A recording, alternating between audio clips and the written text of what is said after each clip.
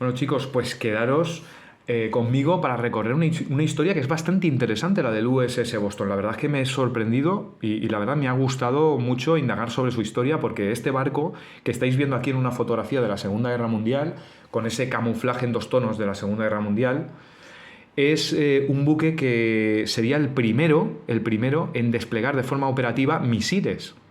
Algo que hoy en día nos parece tan normal y tan sencillo. Este fue el primer buque operacional del mundo que llevó esa tecnología encima. Por eso también a Rebel le interesó tanto sacarlo de maqueta. Bueno, tengo que decir que este es un barco que nació con la matrícula CA69, es decir, crucero pesado número 69. Pertenecía a la clase de buques de Baltimore. El Baltimore, que es el primero de esta clase y el que le da nombre a la clase, fue el CA68, con lo cual ya os podéis imaginar que este es uno de los primeros de la clase Baltimore. Desplazaba 14.700 toneladas a 33 nudos, cosa que no está nada mal, porque 33 nudos es la velocidad que hoy en día puede llegar a alcanzar algo tan tecnológicamente avanzado como un buque de la clase Nimitz, de portaaviones de la clase Nimitz. Esta clase estuvo compuesta por 14 navíos. 14. Fueron construidos durante la Segunda Guerra Mundial, pero también poco antes de que Estados Unidos entrase en la Segunda Guerra Mundial, antes del ataque a Pearl Harbor. Deciros que fueron construidos antes de que entrase Estados Unidos en la Segunda Guerra Mundial, pero ya no estaban bajo las restricciones de tonelaje del Tratado de Washington. No me voy a meter a hablar mucho del Tratado de Washington, pero solo deciros que los países firmantes se comprometían a que tan solo podían construir unas toneladas firmadas de cada uno de estos tipos de barcos, ¿no? O sea, de cruceros, X toneladas, en total, de portaaviones, sumados todos los portaaviones, no tenían que exceder X toneladas.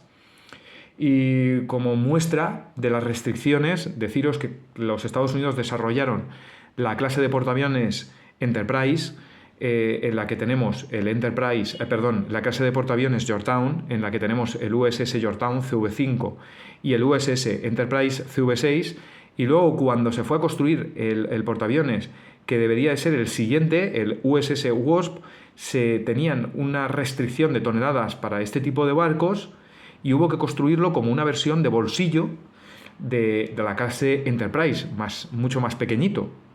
Cuando finalmente el Tratado de Washington fue desechado por los países firmantes, se construyó el CV8 USS Hornet, otra vez con los estándares de tonelaje que tenía la clase Enterprise original.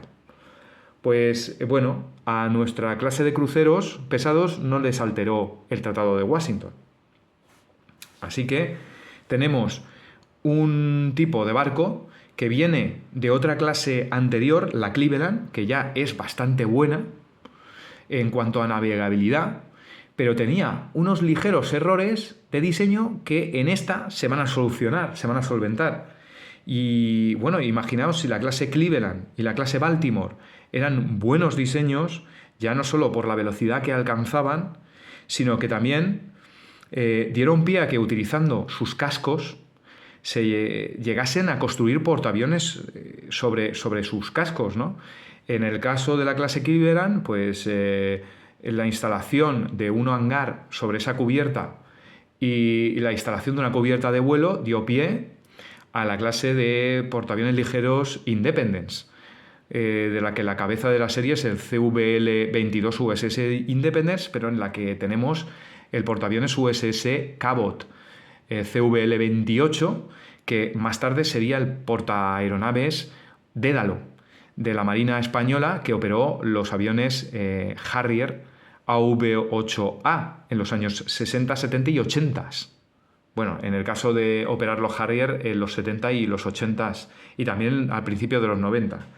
O sea, daros cuenta si era exitosa este tipo de clase. Pues aún los Baltimore eran mejores que los Cleveland, y como los Cleveland, también los Baltimore fueron utilizados para hacer dos portaaviones, el USS Saipan y el Wright. Estos dos fueron dos portaaviones ligeros algo mayores que los Cleveland, que los Independence, y fueron los últimos portaaviones ligeros en servicio con la US Navy. Bueno, volvamos un poco a los cruceros pesados, ¿no? La efectividad de su maquinaria y el buen diseño de su casco lo demuestra en que una serie de unidades después de la Segunda Guerra Mundial fueron reformadas, y entre ellos está el USS Chicago, que no sería dado de baja hasta el año 1980. Hablaremos también de él. Bueno, nuestro barco nace en junio de 1941, fecha en la que se le pone quilla. Fue votado en agosto de 1942, pero no entrará en servicio activo hasta el año 1943, distinguiéndose su característica gran navegabilidad, que es lo que todo el mundo habla bien del diseño de la clase Baltimore, de cruceros pesados Baltimore. Durante la Segunda Guerra Mundial, pues estuvo en todos los fregados en los que pues, podía haberse envuelto un barco que entrase en servicio en 1943, es decir, en la campaña de las Islas Marshall, en Kwajalein, en Niuetok, también en la conquista de las Filipinas, con también la aparición en las operaciones en Nueva Guinea y, por supuesto, en el Golfo de Leyte. Pero al final de la Segunda Guerra Mundial, terminada ya la Segunda Guerra Mundial, este tipo de barcos parece que se deben de achatarrar o se deben de guardar, porque no tienen ningún sentido. La guerra ha terminado, va a haber hay una sensación de que va a haber unos años de paz provocados un poco por la barbarie que se ha vivido durante estos años de guerra, pero no sería hasta unos años después que el mundo volvería otra vez a entrar progresivamente en conflictos que llevarían a que múltiples barcos que la Marina norteamericana, barcos novísimos que había estado dando de baja, volverían a ser rescatados de esa flota de polilla apolillada que tenía en los abandonada casi o preservada en los diferentes puertos repartidos a lo largo y ancho de las costas de Estados Unidos. Y este barco, el USS Boston, sería uno de ellos. Entre el año 1952 y 1955, este barco sale de la reserva naval debido al conflicto, sobre todo de Corea. Estamos hablando de que la Guerra Fría empieza a calentarse con el conflicto que hay, con la guerra civil que hay en Grecia, en la que los países occidentales, digámoslo así, tienen que ayudar a las milicias griegas en contra de la insurrección comunista o el intento revolucionario comunista que está viviendo Grecia en estos años 40, apoyado por la URSS. También vemos que son los años del bloqueo de Berlín. No me voy a meter mucho en cómo se va calentando un poco la Guerra Fría, con la aparición también de la bomba atómica por parte de la URSS en 1949, con el final de la Guerra de China, en el que se instituye República Popular China y Taiwán, dos Chinas con diferente signo político, una comunista apoyada por la URSS y la otra de carácter más inspirada en Occidente.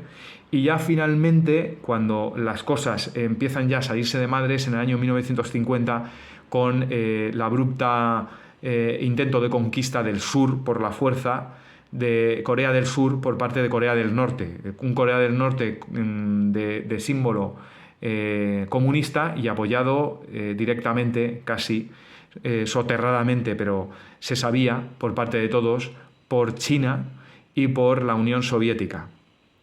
De esta manera, Occidente empieza, y también Australia, preocupados por la injerencia de la Unión Soviética y del comunismo en Asia, empiezan a frenar en este momento, en la guerra de Corea, las tentativas de expansión de Corea.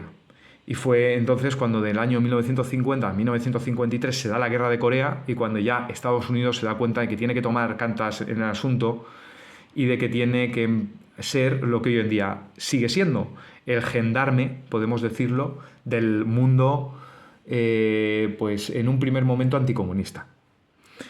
y de esa guisa decide sacar a un montón de buques de la reserva y volverlos a poner en funcionamiento, como por ejemplo multitud de portaaviones, pero a la vez reformarlos. Y es lo que hace con el buque USS Boston y con el buque USS Canberra, gemelos, que entre 1952 y 1955 sufren una gran remodelación que tiene como característica que se le quitó la torre, que montaba 3 cañones de 8 pulgadas de 200 milímetros de popa, de la parte de atrás del barco, la popa, y le sustituye por 2 montajes Mark 40 con misiles Terrier SAM.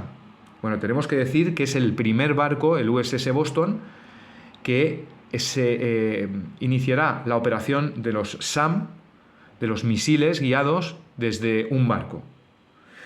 Y bueno, vamos a hablar un poquito del sistema Terrier, que con el tiempo se nombraría RIM-2. Era un sistema de misiles superficie-aire de carga automática que fue montado por primera vez en el Boston y en su gemelo el USS Canberra. De esta guisa, los 2 buques acabaron con la nomenclatura CAG-1, en el caso del Boston, crucero lanzamisiles pesado 1, y CAG-2, en el caso del USS Canberra, crucero lanzamisiles pesado. Bueno, la verdad es que este sistema, que aquí estáis viendo, se estaba montando, aquí se está reformando el USS Boston. Como veis, tiene todavía esa estructura del puente todavía muy de la Segunda Guerra Mundial, con los cañones de 127 milímetros y con las torres de 200, aquí veis una y otra, con 3 cañones de 200 milímetros, pero luego ya veis por aquí detrás que las cosas empiezan a cambiar. Aquí veis un radar que ya denota que hay algo raro, y no sé si veréis, pero ya llevan instalados aquí al final los lanzadores Mark 40, aquí los veis uno y aquí veis otro, de los Terrier. Muy bien.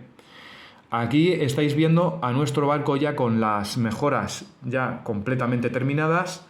Las 2 torres, conserva las 2 torres de proa.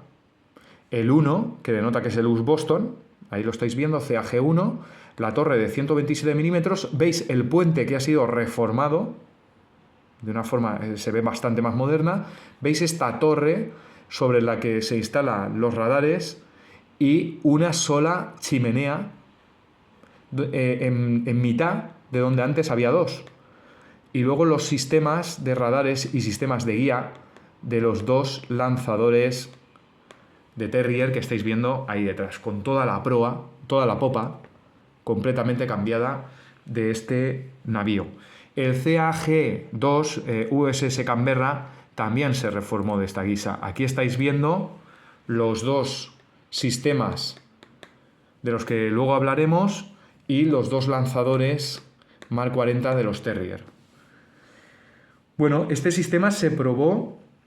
Este sistema, entre otras cosas, llevaron un arsenal de estos barcos de 144 misiles Terrier, No os penséis que son cualquier cosa. Es un sistema que se probó, esto también fue muy llamativo. Voy a ver si tengo alguna foto, pero se probó, aquí lo estáis viendo. Es un sistema digamos, de defensa del barco.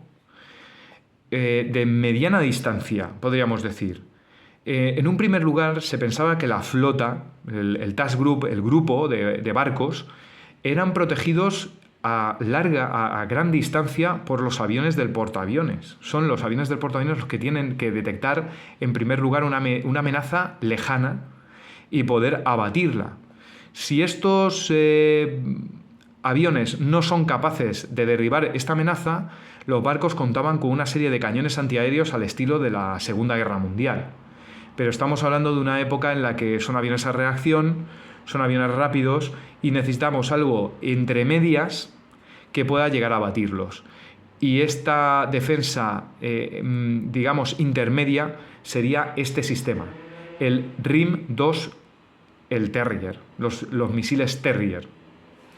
Este es el sentido de este buque lanzamisiles, dar protección digamos, en esa parte intermedia entre la cobertura que dan los aviones y la cobertura de los propios cañones antiaéreos que llevan cada uno de los barcos de esta flota. Bueno, y aquí estáis viendo el sistema que recibió el USS Canberra. Estos radares que estáis viendo aquí, que están montados de forma provisional sobre creo recordar que era un Mark 37, un sistema de guía MK-37. Sí, son MK-37 modificados. Esto de aquí, esto que estáis viendo aquí es un MK-37 que se utilizaba para establecer guías de los cañones de 127 milímetros. Estas torretas se han reformado para añadirle otro sistema de radar que es el que guiará a los lanzadores, a los misiles Terrier. Esta panoplia que veis aquí, este sistema, esta torreta Mark 37 reformada con estos radares, recibió el nombre de Sistema de Guía de Radares MK-25 modelo 7. Ya el Canberra recibió el sistema definitivo, que fue el SPQ-5, que con el tiempo también acabaría adoptando, se le acabarían quitando estas torretas y se le acabaría añadiendo el SPQ-5, que vais a ver, lo vamos a distinguir enseguida porque es enorme. Es un sistema radar enorme. Bueno, el SPQ-5 no estará disponible en el USS Canberra, en el USS Boston, hasta el año 1960. Sin embargo, en el Canberra, desde el primer momento, apareció con este sistema. Y aquí estáis viendo los dos barcos anclados, el Canberra al lado del dique, del muelle, y también al lado del portaaviones USS Intrepid, CVA-11, y aquí estáis viendo el Canberra y aquí el Boston. Pero ¿cómo puedes distinguirlo, Miguel Ángel, si son exactamente idénticos? Pues no son idénticos, chicos, lo que hemos dicho antes. Aquí tenemos el director de tiro Mark 25 modelo 7 del USS Boston y el SPQ-5, que veis que son antenas enormes, bastante voluminosas, del sistema con el que está equipado el USS Canberra, que con el tiempo serían también añadidas a nuestro buque, el Boston. Pero hasta 1960 no. Aquí tenemos otra foto de los dos buques, esta vez desde proa, que como veis son exactamente idénticos de proa, irreconocibles. Bueno, el Terrier era un sistema de defensa aérea entre el avión y los cañones, como hemos dicho. Era un sistema que evolucionó notablemente, porque de los 19 kilómetros de alcance que tenían las primeras versiones, llegó hasta las 74 kilómetros en las últimas. Una de las cosas que me llama mucho la atención es que este sistema fue probado en el vetusto acorazado construido en 1915 USS Mississippi, y necesitaba una foto del Mississippi lanzando el misil Terrier, y hasta que no lo he conseguido no he parado. ¿Qué fue del Mississippi? Bueno, el Mississippi fue un buque que fue construido después, durante la Primera Guerra Mundial. Es un buque que en la Segunda Guerra Mundial se salva de Pearl Harbor porque estaba escoltando convoyes de material al Reino Unido por el Océano Atlántico, y como veis, pues tiene esa forma de casco con esas cinturas acorazadas que lleva esos añadidos que llevan el casco, brutales, que lo ensanchan, y luego esas barbacanas que originalmente estaban equipadas con unos cañones, que en su día pues se quitó el cañón de ahí porque tenía muy poco ángulo de tiro y no tenía sentido montar los cañones allí. Pues bueno, este buque sobrevive a la Segunda Guerra Mundial, que ya es algo que llama la atención, y se utilizó después de la Segunda Guerra Mundial como buque escuela para entrenar a tripulaciones en lanzamiento, tripulaciones de artilleras, ¿no? De artillería naval. Recibió la matrícula de BB-41, que tenía de acorazado número 41, a buque de escuela AG-128, que es el código que estáis viendo aquí en la popa. Y en el año 1953 tiene el mérito de ser el primer navío que lanza misiles misiles desde sus cubiertas, como estáis viendo aquí en esta excelente fotografía a color. Y bueno, pues imaginaos, a mí es que esto me llama muchísimo la atención. Es como si estuviéramos probando en un Sopwith Camel, en un biplano de la Primera Guerra Mundial, el lanzamiento de un misil Sparrow. Bueno, me imagino que si un Sparrow fuera lanzado desde un Camel, este se desmontaría. Aparte que no podría subir con uno de estos misiles en su fuselaje, pero sería una cosa tan impactante como esa. Me llama muchísimo la atención este capítulo del Mississippi. Pero bueno, y por eso lo he traído aquí. Bueno, aquí tenemos otra foto de nuestro Boston.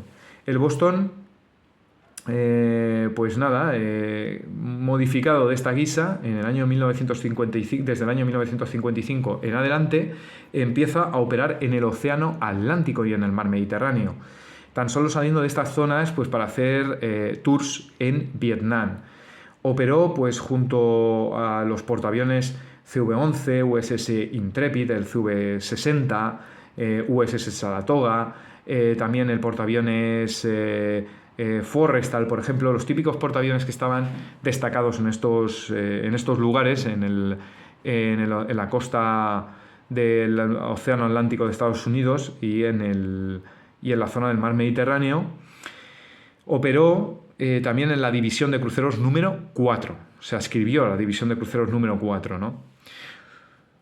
El principal mérito de este navío pues, fue que supuso una gran plataforma de ensayo para el desarrollo y la modificación de los futuros cruceros lanzamisiles y de los futuros misiles, sistemas de defensa por misil de años venideros, ¿no? Es quizá el principal aporte a la técnica que tiene este barco, aparte de ser el primer navío que está equipado de forma operacional con este tipo de misiles. Su empleo contribuyó al rediseño de otros clase Baltimore, como por ejemplo el USS Chicago, que veremos aquí adelante. Este es el Chicago CG-11, que como veis es un Baltimore también, pero que ya tiene todo, prácticamente lo único que han aprovechado ha sido el casco. El resto se ha reformado. Y también este navío que estuvo durante 5 años recibiendo estas mejoras entre el año 1959 y 1964, fue equipado también con nuevos misiles, con el sistema Tartar y con el sistema Talos. También entró en combate en varios tours de Vietnam, el Chicago. Este navío fue retirado en 1980. Nuestro barco, el Boston, estuvo en servicio en Vietnam. Fue operado en Vietnam. Aquí lo vemos en una fotografía con el portaaviones USS Saratoga. ¿Qué podríamos decir de su operación en Vietnam? Pues yo creo que resaltaría una anécdota de 1968, ya casi al final de su vida operativa. En la noche del 16 de junio de 1968, lo mismo que otros acorazados pesados, como el Canberra también, el Chicago estaba siendo utilizado para bombardear la costa de Vietnam del Norte y especialmente la zona desmilitarizada que había acordada entre Vietnam del Norte y Vietnam del Sur.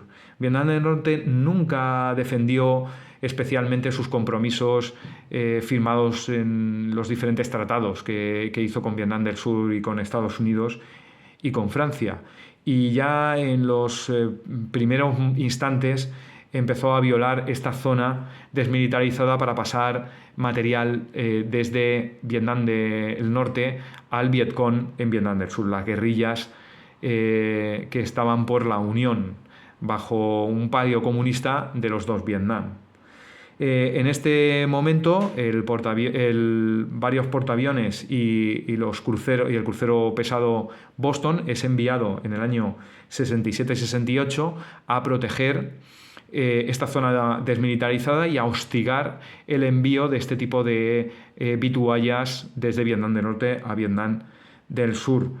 Y en una de ellas, en una noche de 1968, del 16 de junio, Este buque, el Boston, y el buque australiano de combate Hobart fueron atacados por error por un F-4 Phantom de la US Air Force, resultando ambos buques dañados, especialmente el Hobart.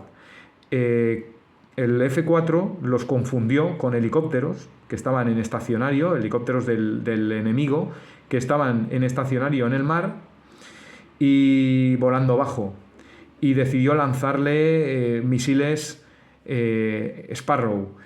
El Hobart perdió a 2 marineros. No es una broma lo que pasó aquí, pero el impacto de uno de los misiles sobre el Hobart hizo que 2 marineros murieran y bueno, y el Hobart respondió al fuego, con lo cual atrayó más el ataque del F-4 Phantom.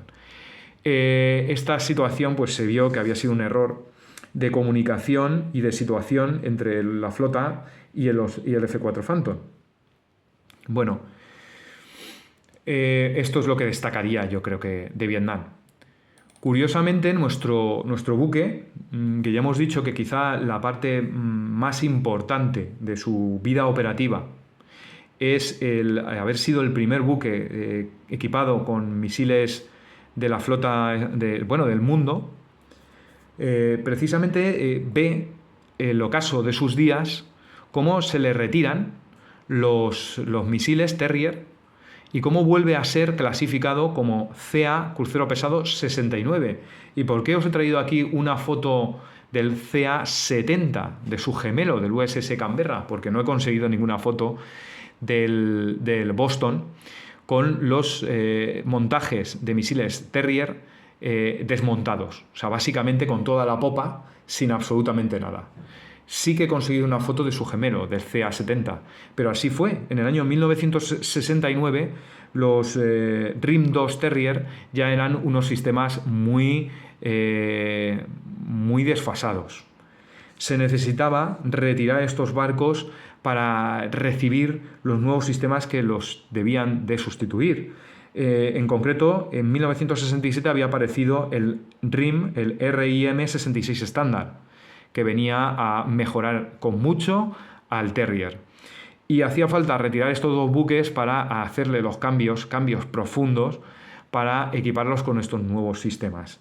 Pero ya estamos hablando de los años 1969, 1970. Es necesario gastarse mucho dinero en estos navíos, que son navíos de la Segunda Guerra Mundial, y finalmente la US Navy quiere concentrarse en reducir la flota y a la vez crear una flota nueva, y no mejorar y no gastarse dinero en estos buques tan antiguos. De manera que tanto el CA-69, que fue reidentificado así, rematriculado así en 1969, como el CA-70, que también le pasó lo mismo, pero en 1968, fueron dados de baja ambas unidades en el año 1969-1970. Curiosamente, en el caso del Boston duró un añito más, fue dado de baja en 1970 curiosamente hubieron una intentona por parte de la ciudad de Boston por intentar salvar el buque y conservarlo. Hubiera sido lógico porque era el primer buque de la historia en llevar misiles guiados, pero no se consiguió. Y en el año 1973 fue dado de baja del lugar donde estaba almacenado. Aquí lo estamos viendo en primer lugar al Topeka, creo que es, pero al lado del Topeka, en Filadelfia, estaba el buque, el USS Boston. Fue dado de baja de la reserva en el año 1973, donde había permanecido en Filadelfia anclado desde el año 1970, y fue vendido para desguace en el año 1975. El buque sería desguazado o se iniciaría su desguace en ese mismo año. Y bueno, el epílogo lo tenemos en el USS Chicago, CG-11, que estaría otro Baltimore que se beneficiaría de los avances técnicos en cuestión de guiado de misiles y de la operación de los mismos de los buques USS Boston CAG-1 y USS Canberra CAG-2, y aquí lo vemos, equipado con el voluminoso sistema en primer término del tipo RIM-8 Talos, con sus guías también en concreto. Y esta última foto, para despedirnos, es una foto del Boston, anclado en el puerto de Barcelona, de España, con sus 4 misiles Terrier en ristre y ya con el SPQ-5 montado en la parte de atrás. De esta manera nos vamos a despedir de este insigne barco. ¿Qué os ha parecido de la historia? A mí me parece una historia, desde luego, muy llamativa, muy interesante, y desde luego que me parece genial que en este kit nos venga este buque. De nuevo vuelvo a agradecer a Cristian que nos lo haya regalado, porque desde luego me encantan los cruceros pesados de esta época, los transformados de la Segunda Guerra Mundial, pero especialmente me gusta el buque de la clase, los buques de la clase Baltimore.